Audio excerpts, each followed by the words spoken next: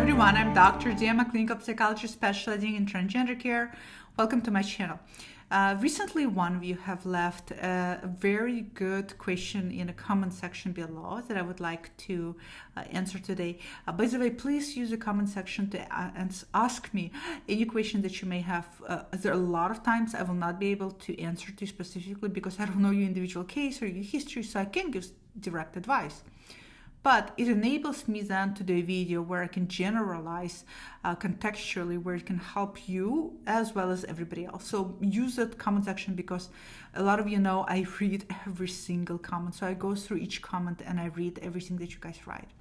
So the question that this person asked is, they basically said that I am assigned male at birth and I am going through transition right now. And somebody has recently asked them, how do they know that they feel that they're trans female? And they realized that they couldn't really answer the question apart from gender stereotypes of what it's like to be a female. And as a result, they started to question whether they're really trans, because if they're really trans female, shouldn't they know and be able to describe that identify as trans female beyond gender stereotypes? Very, very, very good question. And I've seen this question floating around before in a different context. So here's the thing. For a lot of you, it is going to be impossible to describe yourself beyond gender stereotypes. Reason being is because in order to describe our relationship to our gender, one needs to have learned experiences. One needs to have experiential experiences between myself, my body, my relationship to my body and my gender, and the way it's navigated through the world. So unless the world is interacting with you and is relating back to you as a particular gender, you may not necessarily know what it feels like. You will have, however, kind of an intellectual understanding of what it may feel like, again, based on stereotypical context or based on stereotypes. And that's okay. So analogies to this is for this person, for example. So you're assigned male at birth.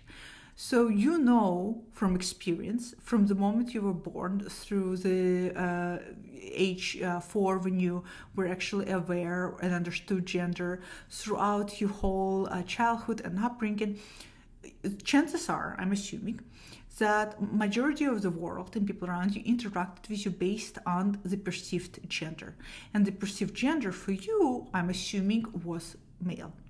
So the world interacted with you through that lens. So you actually know experientially through this experience what it's like to live a life as a boy and what it's like to live life as a man.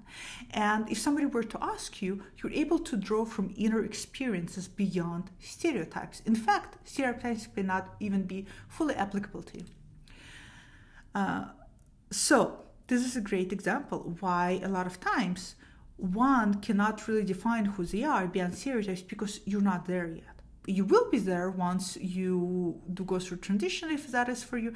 Once you actually start living your life in your preferred gender and start layering and collecting those immersive experiences for you in order to define your experiential existence in this life. Until then, you and a lot of other watching this will have stereotypes. Here's the thing. Not being able to describe your sense of gender beyond stereotypes does not negate that you're transgender. All it is basically saying is, A, you don't have experiential experiences, and obviously how can you if you lived your whole life in assigned gender at birth? And 2, in the very least, you definitely know that the experiential experiences you have had with the gender assigned at birth does not resonate with you. And that's the most important thing to remember. So the most important thing to remember is that regardless, you are not comfortable with your assigned gender at birth. Something about it makes you very incongruent. Something about it where your brain is just not in alignment with it. Now, having said that, there are some people who will be able to define, without having experiential experiences, who will be able to define an understanding of what it's like to be their preferred gender. And I would venture to say is that the reason why they're able to define it is because one way or another, they were able to engage in some of the activities that are closely linked to their authentic gender throughout their lifetime, and therefore have some level of immersed experiences, even if it's not fully immersed experiences. But I personally, and I'm sorry guys to be honest with you, but I just don't know how somebody can have really know what it's like until you have had some amount of those experiences. Now, what you need to remember again, it does not invalidate that you're transgender. Okay? What's most important is that the immersed experience you had by now of your gender assigned at birth is definitely not for you because you're not comfortable with it. So you have to draw conclusions from there. And then you have to take small affirming steps toward gender you feel closer to, or gender presentation and identity you feel more congruent with, or you believe to be, and see if it lines up, and see if it validates. And if it does, keep going. Keep having those experiences, and eventually you will have those experiences and you will be able to define what it feels like to be in your own relationship to your gender. And keep in mind, your experience is going to be completely individualistic. It's going to be your experience. And it's going to be something that is deeply personal to you. No two experiences are going to be alike. But for, in the meantime, a lot of people do rely on gender stereotypes. And even in stereotypes, people find truth. Even in stereotypes, people say, even though this is a stereotype, and I don't know what it's like to be A, B, C, I know that thinking about being A, B, C, D makes me feel happy. Thinking about being A, B, C, D makes me feel excited. It makes me closer to who I am.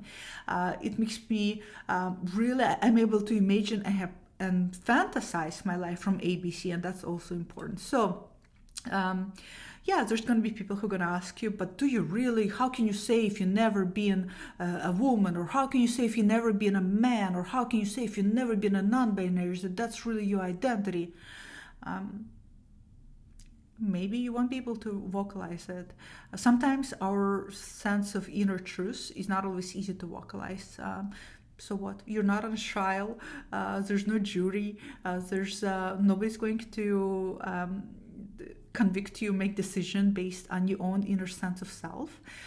Trust yourself, and then trust that all the affirming little steps you're taking are lining up, and keep affirming how you feel. And if they don't, then step back and question it and regroup and see if there's a different route you need to take. But other than that, that's the best that you can do. So great question. Thank you so very much for asking. Hopefully I was able to answer. Comment below, let me know. Everybody else also comment below and let me know if you ran into this hypothetical where you were also wondering, how can I possibly know beyond stereotypes if I really kind of don't? So comment below. Love reading all of your comments, and have a great time. See you all next time. Bye.